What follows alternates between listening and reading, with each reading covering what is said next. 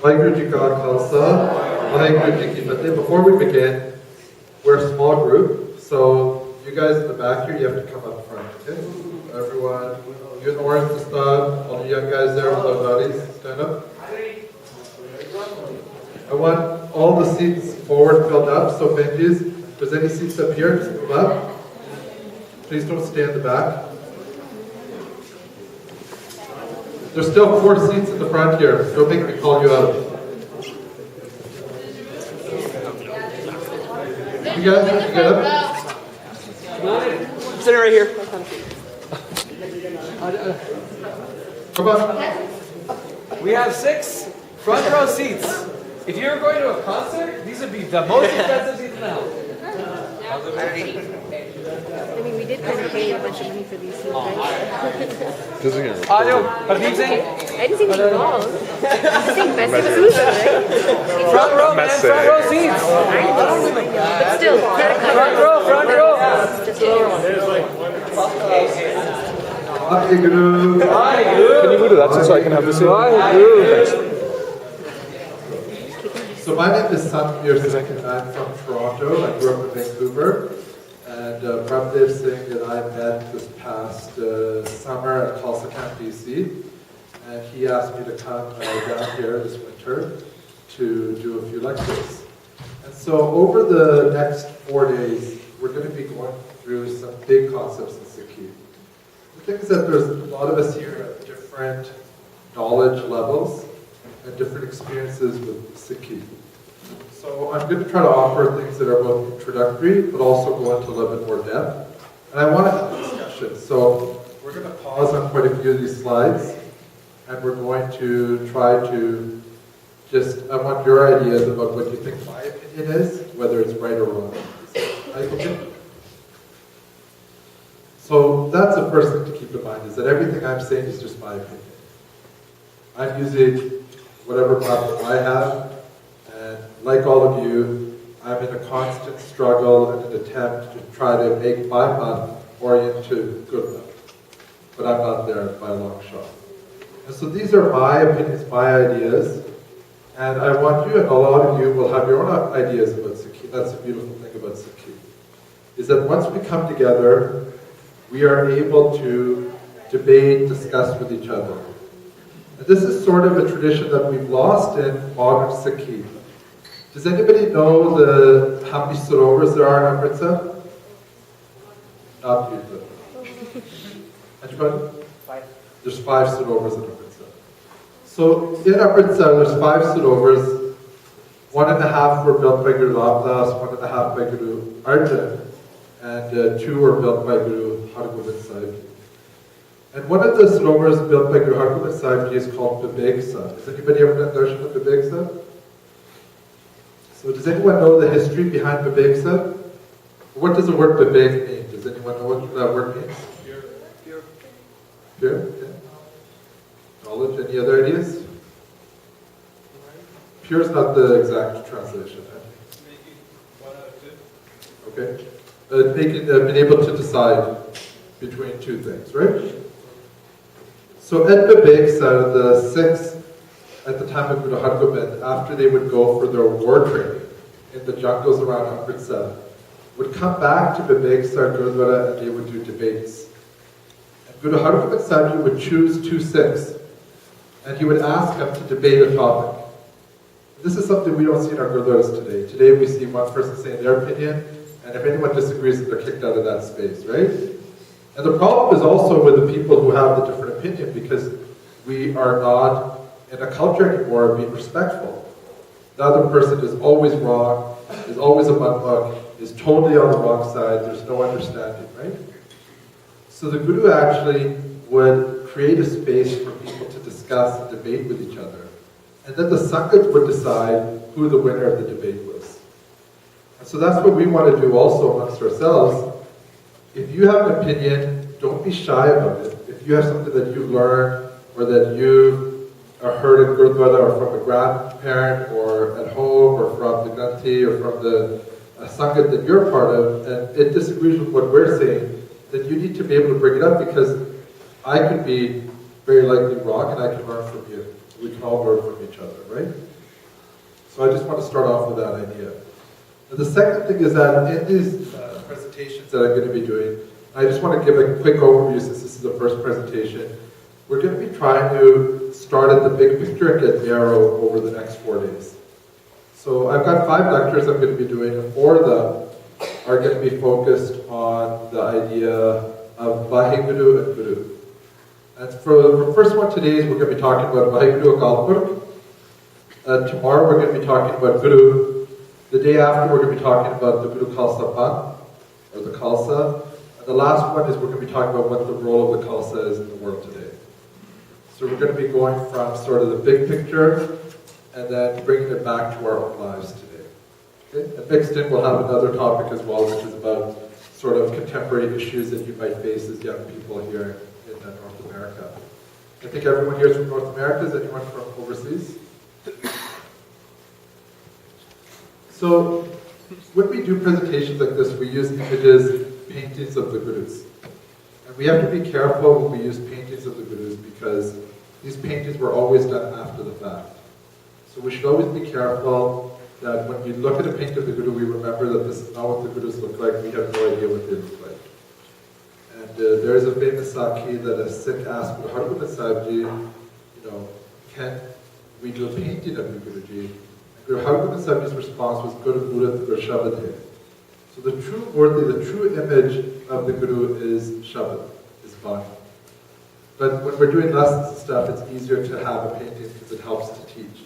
So let's try to keep that in mind, okay? Can we move on to the next slide? So, who here has heard the story of Guru Nanak at Mecca? Somebody, Benji, the Blue Star, can you tell me what happened? Really basic. What did Guru Nanak Sahib Ji do? First of all, he was sleeping, right? And where were his feet pointed when he was sleeping? Yeah, he was sleeping with his feet pointed towards Mecca. Does anybody here have any Muslim friends? So if you go to a religious Muslim's house, even in California, their beds will be oriented with their heads towards Mecca. So anywhere in the world that you go, a Muslim will never point their feet towards Mecca when they are lying down. So what does Guru Nanak Sahib Ji do? He goes to Mecca, to the center of their religion, and he goes to sleep with his feet towards Mecca, right? This is a painting from the 1500s or 1600s of someone imagining that there's spine Radhana, there's a mullah from Mecca who's getting, kind of wondering what Guru Nanak Sahib Ji is doing. So, what is the real lesson that Guru Nanak Sahib Ji was trying to impart there? God is everywhere. It's a really basic one, right? So don't think that you can encapsulate Vaheguru in one space. That's a basic meaning. And he did it in this very dramatic way, right? So that's also an interesting point that I want all of us to keep in mind because all of you have the potential to go out there and teach Sikhi and to bring more people to the path of Sikhi. And how do we do that? We don't do it like other traditions, which is, you knock on someone's door and you say, hey, you're wrong, I'll show you the right way. That's not the Sikh way of doing it, right? The Sikh way of doing it is, one, through seva, right? Creating dialogue and relationships with people. And two, it's when people ask us questions and we have a discussion with them. So Guru Nanak Sahib Ji didn't go to Mecca and start screaming at everybody, you're wrong and you're stupid, this is idiocy, why are you wasting your time? Instead, he went there and he did an action, right? And he used humor also, if we think about it. Because if we see one guy who's sleeping the wrong way, it's going to be pretty outrageous. He was also did something really courageous, because does anyone know what the punishment is today? Even to this day, if you're a non-Muslim and you go to Mecca? Decapitation. So Guru Nanak Sahib Ji was very brave as well. We always have to be fearless. You can never be ashamed of what you believe in. Let's go to the next slide. So, we had to change the formatting on the slides before we started. So they look a little bit, some of the writing might be a little bit messed up, so I apologize. You guys get the idea. This on the left is what the Greeks thought that the solar system looked like. Okay? And on the right, this is what the Greeks thought the Earth was like. Okay? So they thought that the Earth was made up of North Africa. That's it. And on the left, what's at the center of the solar system? Earth. Is the Earth at the center of the solar system? Right, this isn't the source, this is the center of the universe. This is their idea of what the universe looked like. So the Greeks were very smart, we know that, right? The ancient Greeks, math, philosophy, all sorts of ideas. But when it came to something that we would consider pretty basic, like how the universe looks, they were completely wrong, right?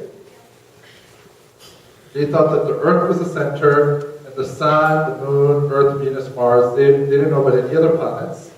They thought that those were the ones that went around the Earth. They thought the Sun was a planet that went around the Earth.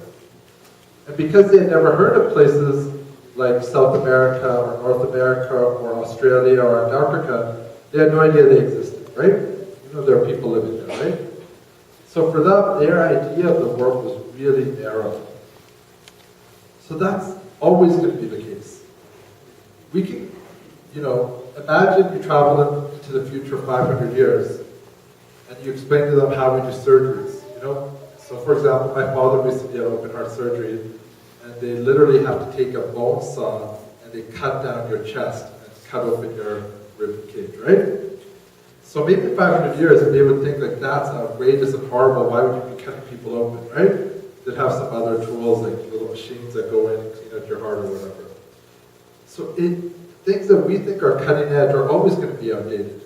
So our understanding of the way the universe is created, or the way that the universe is made up of atoms and stuff. Is anyone here a physics major or math?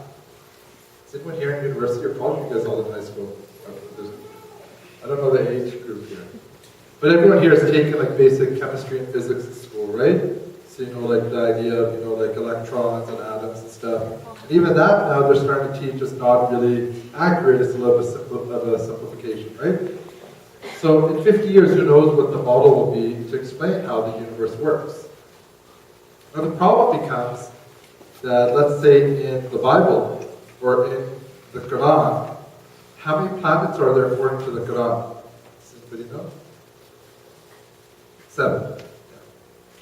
So according to the Quran, there's 7 planets in the sky because that was the classical understanding at the time that Muhammad was alive.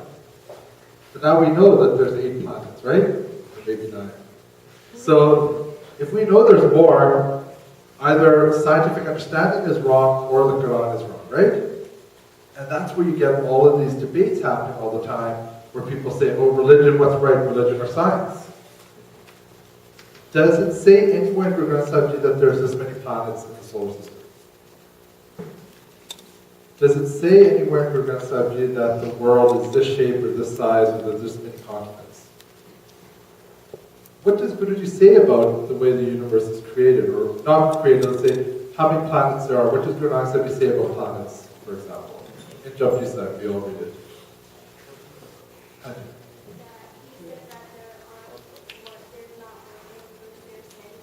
Yes, and it's countless. We can't count them in, which is exactly what science says, right? So Guruji is against putting limits on things. When you put limits on something, then it will automatically, over time, become outdated.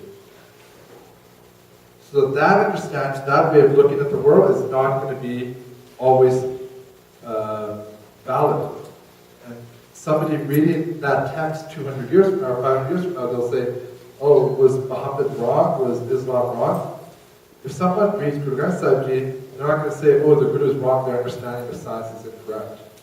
Because the Guru's purpose is not to explain the world, and that's where we sometimes make a mistake, because we fall into that debate a lot. So we see that debate all around us, right? Of people who are pro-religion versus anti-religion, right? We see that debate happen all the time. Let's go to the next slide. Sorry, Badu, next slide. One second. Okay, we're in technical difficulties. So I know you guys are tired as well, and everyone's hungry. Can everyone stand up for a second? Just for a second. Especially you, Singh. No more sleeping. I like how you guys pants are matching. Can I comment on that? Or? They brought us together. Okay, that's sweet. It's cute. Okay. Let's sit down.